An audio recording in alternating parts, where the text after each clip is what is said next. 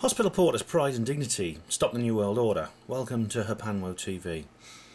I've been contacted now by about 2 or 3 people, including someone I met at the Exopolitics conference in Leeds, about the Disclosure Petition II, and they've basically been asking me to make a comment on it, about what I think of it.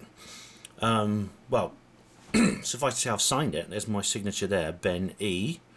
March the 3rd, 2012, signature number 4879. Now you may recall the first disclosure project signature, the disclosure petition, and it's all centres around this thing called We the People, which is something the Obama initiative has done for the White House, where basically anyone can go online, and not just in the United States but anywhere in the world, and a person who lives in any country in the world can do this, and you can set up a petition, and if you get a certain number of signatures over a certain number of time, the White House has to respond to it. Now this particular petition is exactly the same as the original disclosure petition, which I think I spoke about before. I will put a link in the description box to other articles about this subject, like the Leeds Exopolitics conference and things like that. The man behind the whole thing is Stephen Bassett, who I've spoken about, and he's part of the Paradigm Research Group, which is rather like the Disclosure Project. You know, it's one of these organisations, these lobby groups for UFO secrecy removal, and the truth embargo, as he calls it. Now, on the last signature, the White House did respond, and they said President Obama went public and said the US government has no evidence that any life exists outside our planet, or that an extraterrestrial presence has been contacted or engaged any member of the human race.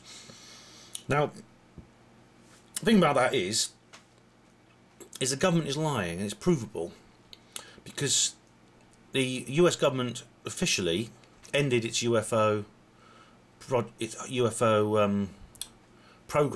project in 1969, I think it was, when the UFO project, Project Blue Book, the US Air Force program, was shut down. But there was a man called Grant Cameron in Canada managed to get hold of documents through the Freedom of Information Act that proved that there was a meeting between Bill Clinton and Lawrence Rockefeller and several other people, and it's become known as the Rockefeller Initiative. And this took place in 1993, I believe. Well, there were several meetings, I think. It went on for between 1993 and 1996, I think he said. And this is what basically what they're trying to do is they're trying.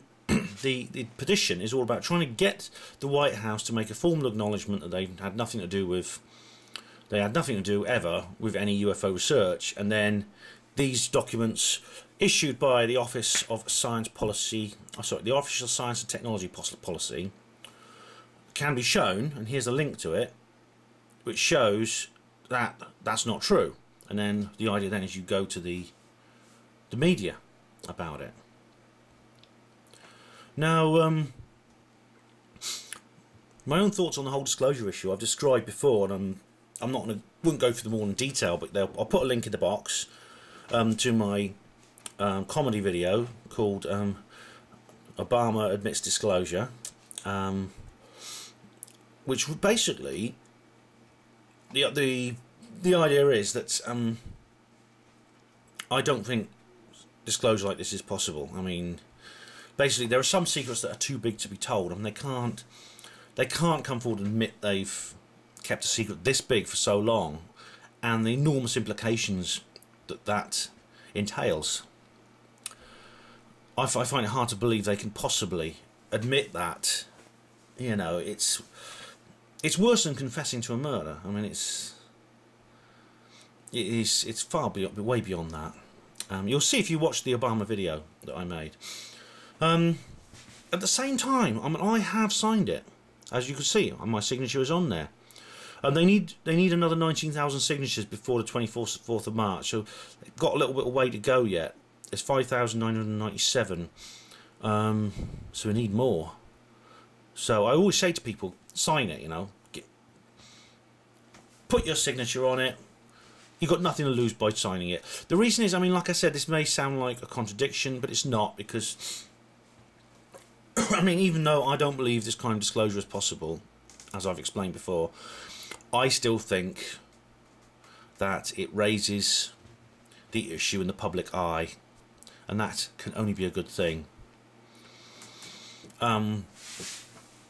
So really, I would say get in there. It's very easy. You have to sign in and create an account. You just need your name and an email address. You log in, you sign a petition, and then that's it. It doesn't cost any money or anything like that. What will happen then? Well, if they reach the 25,000 signatures, which I hope they will, then the White House has to respond. If they don't, well, I don't know, I'll be disappointed.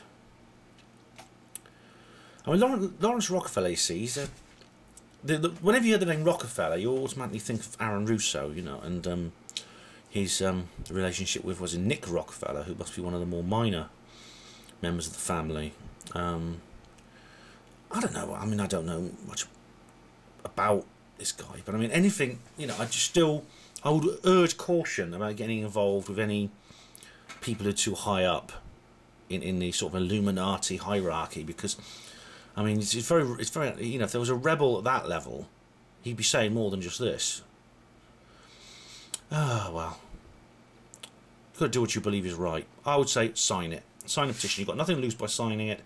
There's no kind of consequences, you know, that can go wrong. It can only do good. It can only bring publicity to the subject. Well, thank you for watching. Hospital Reporters, Pride and Dignity. Stop the New World Order.